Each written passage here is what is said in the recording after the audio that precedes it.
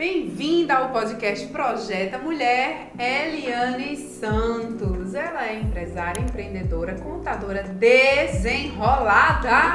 Essa é uma mulher, vou dizer, viu, desenrolada.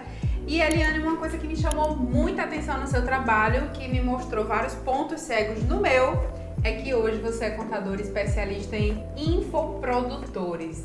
Captei? Captou. Explica para quem está assistindo e que não sabe que universo é esse. Quem é ou pode ser um infoprodutor? Quem são essas pessoas que você atende? Vamos lá. O infoprodutor pode ser qualquer pessoa, tá?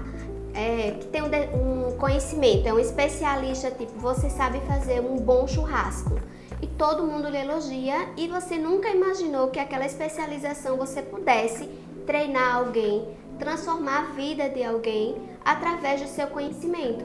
Então, não necessariamente precisa que você tenha um curso de pós-graduação, uma formação acadêmica, mas sim uma especialidade que você adquiriu no decorrer da sua vida. E você pode ensinar. Exatamente. Então, infoprodutor é exatamente isso, é você pegar o seu conhecimento e embalar de forma digital, seja através de uma mentoria, de uma consultoria, de um curso online, de uma comunidade, e-book ou qualquer infoproduto. Qualquer infoproduto. Tá, e é essa galera que você hoje está se especializando em atender. Exatamente. Porque é uma galera que, tipo, não imaginava, né, esse boom, principalmente que aconteceu agora com a pandemia, né? Ainda estamos vivenciando ainda esse ocorrido, mas muita gente se descobriu nesse mercado e não tinha ideia da dimensão dessa renda extra. Entrou, né, como uma renda extra e, na verdade, foi fazendo outros cursos, se formando e aperfeiçoando cada vez mais. Ou até a transição de carreira, né? A pessoa na pandemia percebeu, nossa, eu entendo muito de planta, posso ensinar como cultivar plantas, criar galinha, fazer bolo, pão, pizza, né? Ou no meu caso, que não foi na pandemia, foi antes minha decisão de fazer transição de carreira, mas eu vim no digital para ensinar e criar aí meus infoprodutos.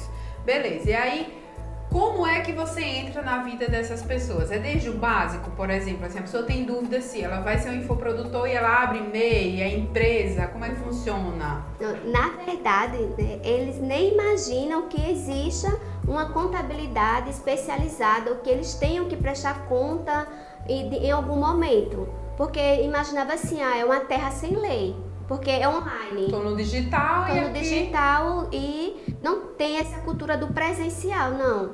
Eu só vou pagar imposto se eu tiver emitido, eu sou obrigado se eu emitir nota fiscal aqui no tradicional. E na verdade não é. Então todos os alunos, por exemplo, que você vende o seu curso, você tem a obrigação fiscal de emitir a nota fiscal para eles. E esse ganho que entra na sua empresa, ele vai pagar suas despesas, vai ter um lucro e esse lucro aqui vai ser enviado para a sua conta pessoa física. E daí você escolhe, né, faz a opção se você quer reinvestir em tráfego pago, por exemplo, se você vai botar uma sede, vai investir em equipamentos. Não, eu vou para Miami, mas aí é o resultado. E não começar a misturar o dinheiro da empresa e achando que ele é todo seu. E não é bem assim. E aí é nessa hora que está despertando, né, principalmente com o Pix agora, e existe uma declaração já há 2 anos, só que a Receita Federal e os órgãos eles já despertaram para esse universo de milhões. Então está havendo uma fiscalização, que chamam agora de um mega computador que a Receita Federal tem, é o Dinossauro Rex, que ele faz o cruzamento de todas as informações. Eu ia até te perguntar isso, né? Porque eu já ouvi várias vezes a seguinte frase: pode ser que a Receita te descubra, pode ser que o leão te pegue. É uma questão de pode ser ou é uma questão de quando vai acontecer, porque é certeza que vai acontecer? 99% de acontecer, porque agora com CPF, com CNPJ, com Pix, com TED, com maquineta, todos os órgãos, né, até o cartório, se você compra um imóvel, o cartório tem uma obrigação de enviar uma declaração para a Receita Federal. Plano de saúde. Nossas informações, elas estão no ar. Declarando ou não, os grandões estão sabendo. Exatamente. Né? Esse tiranossauro, que é essa máquina, então, que está vendo toda a nossa vida, e uma hora esse boleto pode chegar. Exatamente. Então, o que é que fica comprometido com essa notificação, né? Que ela tem até 5 anos para lhe notificar. E se é via de regra, proposital ou não, mas sempre chega no último ano. Ou seja, você tem que pagar aquela conta com juros e correção. Existe negociação? Existe, mas vai ser um parcelamento, por exemplo. Ou se você, durante esse tempo, teve essa preocupação de, no mínimo, fazer uma reserva para que não comprometa o seu patrimônio pessoal, porque a empresa, dependendo do tipo societário, ela responde, né? Os sócios respondem solidariamente pelos débitos da empresa. Então, isso aí é Ou seja, eu posso até pela empresa, eu posso sujar meu CPF. Sujar seu CPF já é certo. Você pode comprometer a sua casa, por exemplo, o seu carro, entendeu? Tipo, a empresa não tem mais dinheiro, mas você tem um patrimônio. E esse patrimônio veio de onde? Porque para toda aplicação existe uma origem. Então, de onde veio o dinheiro? Entendeu? Tem uma frase que eu vi no seu Insta que eu gostei, eu até anotei aqui. Não existe CNPJ forte com CPF fraco. Eu adorei. Exato. Não é minha essa frase, tá? Não, eu vi no seu Insta, não disse quem fez. Pronto. A gente utiliza muito porque fica uma linguagem mais pessoal, né, com o cliente. Sim. Porque, por exemplo, as pessoas, para que eu quero um CNPJ? Você precisa de um CNPJ para você organizar a sua casa, organizar a sua empresa, para que você também tenha um CPF forte. Sim. Porque se o seu rendimento vem de um CNPJ forte, você quer ser um CPF forte, né? Também tem outra que eu falo muito no Instagram também, que é assim: empresa rica, empresário rico. Empresa pobre, devedora, parcelamento, provavelmente o empresário esteja pobre também. E se não tiver, ele está com uma parte que ele ainda vai ter que prestar conta. Comprometida ali, Isso, né? Exatamente. Entendi. Eu estava conversando há pouco com a Juliana, que é advogada, e comentando que a gente não tem educação financeira, né? E aí existem também muitos mitos e objeções das pessoas com o contador, porque a gente foge da burocracia da vida adulta, eis a grande verdade, número 1 da fila, sou eu. Eu fujo das burocracias, não tenho paciência e preciso muito de ajuda, por isso que você se faz muito necessária aí nesse sentido. E aí eu queria saber, curiosidade mesmo, assim, qual é a dificuldade que você encontra quando você esbarra com alguém assim, que não tem conhecimento suficiente, mas precisa de ajuda ou de orientação, assim, qual é a dificuldade inicial que você encontra com as pessoas, assim, que são leigas no assunto? Primeiramente é que eles acham que não precisa de um contador e que um contador é igual imposto. Entendeu? Ele não entende que você é um parceiro que vai ajudar a solucionar aquele problema do presente ou do futuro. Não tem essa educação, então nosso maior trabalho é a educação, exatamente, explicar para ele que ele pode ter uma distribuição de lucro isenta de INSS, de imposto de renda, se ele fizer a contabilidade correta. O que é fazer a contabilidade? É o que você comprar para a empresa, pedindo o CNPJ da empresa, o que você pagar de custos da empresa, ser tudo da empresa. Se você for transferir dinheiro para sua conta, tira o dinheiro da empresa e transfere para sua conta. Então, é uma prestação de contas que, ao final, você vai ter lucro. No mínimo, se você não tiver contabilidade, existe uma outra regra que se chama presunção fiscal, que a Receita Federal ela já sabe. Se você não tiver nada de contabilidade, no mínimo, se você for optante, for do segmento de serviço, é 32% de lucro. Então, ela já sabe, é taxativo. Então, no mínimo, aquilo ali você sabe que vai ser isento de imposto de renda de INSS. Mas se você tiver uma contabilidade, um controle organizado, você pode ter 70% de lucro. Ou seja, você está perdendo dinheiro. Aí, às vezes, a falta de conhecimento faz com que a gente pague mais imposto do que poderia estar sendo na real. Exatamente. Pela falta de organização e de clareza, assim, desse todo. Exatamente. Então, você trabalha com isso. Eu posso, por exemplo, te contratar como minha consultora, você atende individualmente? Pronto. Temos várias situações. Atendemos por consultoria individual ou com sócio, né? Quando é uma sociedade, a gente prefere que venha com sócio para não ter conversa desencontrada. Aí nós temos também assessoria, que é o quê? A gente, depois que faz a consultoria, que faz o diagnóstico da situação, entende o teu cenário, a gente vai pontuar, né, o que é que você precisa e a gente vai traçar um planejamento e a partir dali aí a gente vai precificar e na grande maioria a gente fecha um pacote de assessoria aí por um ano no mínimo e assim eu sempre trabalho, não quero que o cliente fique preso ao meu escritório, eu quero que ele tenha livre acesso, né? Então assim eu não trabalho com questão de cláusula de se você sair, você vai ter que pagar 3 meses. Não tem nada amarrado, entendeu? Pelo contrário, a gente faz questão de fazer um bom trabalho para que seja uma indicação, boca a boca. Que é parceria, né? Tem que estar bom para ambas as partes. Era isso que eu ia perguntar. É uma relação de muita confiança, né? Exatamente. Abrir as contas assim e falar, eu tô certa aqui, eu tô errado, então, eu tô negligenciando, eu tô... Como é que a gente tá? Fora da lei? Quando a gente tá... Sonegando. Estou sonegando impostos, venha cá, minha consagrada, me ajudar. Então é uma relação bem assim, íntima, né? Íntima. Bem confiar e contar seus BOs para um psicólogo. Por aí. Contar também para o contador, assim, o que é que tá dando certo, o que é que tá dando errado, como é que ele pode te ajudar. Exatamente. Já teve alguma situação assim engraçada, algo marcante assim com algum cliente, uma situação assim que você ligou? Tem, sim. Tenho várias, a gente passaria aqui tarde a tarde Só. conversando. Vou contar uma situação. O cliente, um desses clientes, ele ama colecionar guia de impostos.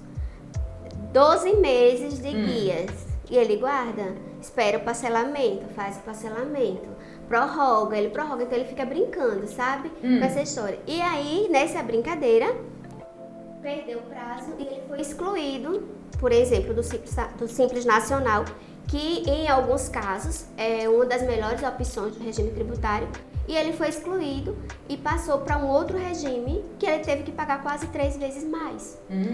E pior, que todo amigo ou alguém que chegava, ele contava a história dele, que paga muito imposto, só que ele nunca pagou nenhuma guia. Entendeu? Ele colecionava lá. Isso, exatamente. É como abrir o MEI e não pagar todos os meses e depois querer os direitos. Exatamente. Então, assim, tava já uma situação desconfortável, porque o contador, ele é corresponsável. Se você for presa, eu também posso ser presa, dependendo da informação que eu assinei. Gente, ser presa, preste atenção aqui, um adendo, não quero ninguém preso que tá assistindo esse vídeo, socorro. Deixa ela até tomar um gole de café. Porque a pergunta é, quais são os riscos que a gente está correndo? Prenda-me se for capaz. Quais são os riscos que uma mulher autônoma corre de não estar regular, nesse sentido? Não estar com a sua contabilidade organizada? Pronto. Não necessariamente para você ser empresário, ser empreendedor, precisa você ter um CNPJ, tá? Você tem a opção de ser um autônomo. Porém, a gente vai fazer o planejamento tributário e vai te mostrar a ponto se realmente é a melhor forma. Porque na grande maioria, você como autônomo, você termina comprometendo seus ganhos, em média 40%. Quando com o CNPJ, dependendo do regime tributário, que é a forma que você vai pagar imposto, você pode começar com 6%. Então, às vezes, por falta de informação ou por uma experiência de um tio, de um familiar que não teve confiança com o contador, porque antigamente as pessoas davam até dinheiro para o contador pagar a guia. E teve alguns casos que faziam carimbos, entendeu? Que sonegavam. Então, tem ainda essa história da questão de confiança. E tem pessoas que não querem CNPJ porque não quer, porque vai pagar contador, porque vai pagar o leão. Então, assim, com o cruzamento de informações, novamente, volta à mesma tecla, não tem para onde correr. Se você, por exemplo, você compra um imóvel da minha pessoa e aí a gente foi no cartório. Isso é super comum, né? Te comprei por 1 milhão, mas aí te ligou, Eliane, vamos fazer o seguinte, Eliane, eu vou declarar que eu paguei meio milhão só. Aí você, não, tá tudo certo, combinado, mas o cartório, bebê, foi lá e disse, foi aqui, tá aqui no documento, foi 1 milhão pago. Exatamente. Então, assim, a dica, se você declarar, eu tenho que declarar. O bom é que ninguém fosse pro cartório, entendeu? Mas que não dá. Ou seja, gente, não tem pra onde não. Tem que andar na linha. Porque, ó, o combinado não sai caro. Se a regra é essa, né? Eu tenho uma amiga que uma vez falou assim, porque eu não gosto de pagar, olha quanto imposto. Eu disse, mais amiga, se você tá pagando muito imposto, é porque você tá ganhando muito dinheiro. Ó, deixa a prosperidade fluir na sua vida e paga. Eu sei que dá uma revolta. Quando a gente fala nesse assunto assim, dá uma revolta porque você paga um imposto alto e você não pode contar, por exemplo, com um sistema público de saúde de qualidade. Você tem que pagar um imposto, você tem que pagar um plano de saúde, muitas vezes ainda no plano de saúde você não pode contar com um bom atendimento e aí você tem que pagar particular, ou seja, a gente está pagando o tempo inteiro, eu pago o imposto alto, mas eu não posso colocar o meu filho na escola pública e assim dá uma revolta, né? Dá uma revolta de você não ver aquele dinheiro aplicado. Não é uma aplicação, né, do governo corretamente, né? Aí as pessoas ficam revoltadas. E assim, teve esse sucesso desse cliente, teve um sucesso também de outra cliente, que foi produtora, que tipo, ela tudo, podia ser R$10, mas assim, a cultura, pra ela era muito dinheiro que ela tava pagando pro governo, então assim, um mega trabalho e hoje assim... Pra educar. Ela é uma maravilha, tipo assim, ela tem que dar gargalhadas hoje. Eliana, nunca imaginei que eu quisesse pagar imposto, porque a gente conseguiu, né, implantar e ela também se deu a oportunidade de entender se ela estava pagando imposto porque ela estava ganhando. Então mudou a mentalidade. Mudou a mentalidade, então vai muito dessa questão, mas assim, vem melhorado, porque essa galera digital já tem uma outra pegada, já entende melhor, não tem tanta cultura, né, que antigamente tinha muito erro, já sabe que há cruzamento de informações, então assim, o grau dessa educação que a gente tem que dar para o cliente, ela vem diminuindo, graças a Deus. Então é um trabalho hoje de conscientização que ainda existe, né? E de esclarecer, né? Como eu falei, às vezes burocracia a gente tem até preguiça, né? De saber. Mas que bom que a gente pode contar com profissionais e pedir ajuda nessa orientação, né? Eu falo, eu não quero bem aprender, né? Eu quero ter alguém em quem confiar, entender e pedir ajuda. E delegar, né? Pedir ajuda. E aí, nesse sentido, assim, eu queria, se você pudesse resumir seu trabalho, assim, se eu dissesse, Helena, mas como é que o seu trabalho transforma vidas? Como é que ele pode impactar, além, né, de prevenir todos esses ruídos, dores de cabeça, prejuízos financeiros, né, de repente, de pagar multas, juros e todas as correções aí de uma notificação, né? A gente dá segurança, a gente leva segurança para a sua vida. Porque você trabalha, você quer construir um patrimônio, né? E assim, e quando aquele seu patrimônio está em risco, eu acredito que ninguém durma em paz, ninguém quer. Então esse é um dos. Outro é a questão da previdência social. Por mais que reclamem que a nossa previdência, né, é ruim, deveria ser melhor, mas muitas vezes quando você não a tem, fica bem pior. Inclusive aconteceu comigo, eu bati com o carro, passei 3 meses, foi só o dedinho do pé, mas foi 3 meses parada com as pernas. E tipo assim, como o restante do corpo e o meu trabalho é intelectual, né? Então eu consegui, foi na época do imposto de renda, trabalhei normalmente, claro, com algum desconforto, mas eu passei 3 meses recebendo o meu auxílio doença e recebendo o meu trabalho normal, dos meus honorários, da minha capacidade. Então, aquilo que eu poderia ter perdido, eu não perdi. Foi 3 meses e não tive grandes dores de cabeça para comprovar nada. Porque é um direito adquirido mesmo como empresária. Entendeu? Então, assim, é até mais fácil. Depois a gente pode até confirmar com nossos amigos advogados que existe o período de graça, que muita gente desconhece. Por exemplo, você trabalhou no CLT, está no processo de transição. Dependendo de a gente falou com a Juliana disso aqui, que é o período em que eu tô. Pronto. E às vezes as pessoas ficam assim apavoradas, eu tô descoberta, eu tô sem o INSS. E na verdade não está, porque a Previdência Social é Previdência Social e Segurança. Então, muita gente acha que a Previdência, eu vou pagar o INSS, nunca vou me aposentar. E não é bem assim, né? Outro tabu também que existe. Sim. Então, assim, tem benefícios. Quando você vai para o exterior, você precisa comprovar renda, né? Você vai alugar um imóvel. Tipo, eu lido com essa situação inúmeras vezes com o MEI. Quer alugar um imóvel, quer uma declaração de renda e não tem como. Porque tenho como inventar a roda. Eu queria que você deixasse agora um recado para as empreendedoras. O podcast Projeta Mulher é feito para as nossas consagradas. Muitas são empreendedoras, autônomas, outras estão com vínculo empregatício, mas pensam em fazer transição de carreira ou conciliam, como foi o caso da Ana Lu, que esteve aqui hoje, que concilia o trabalho no tribunal com a mesa posta enquanto autônoma. Que recado você deixaria para essas mulheres que estão te ouvindo? Pessoal, que não tenha receio, que você pagar imposto não é o bicho papão, entendeu? E que existe benefícios e que é uma via de mão dupla, tá? Não é um só que ganha. Então, assim, tira esse rótulo da cabeça de vocês.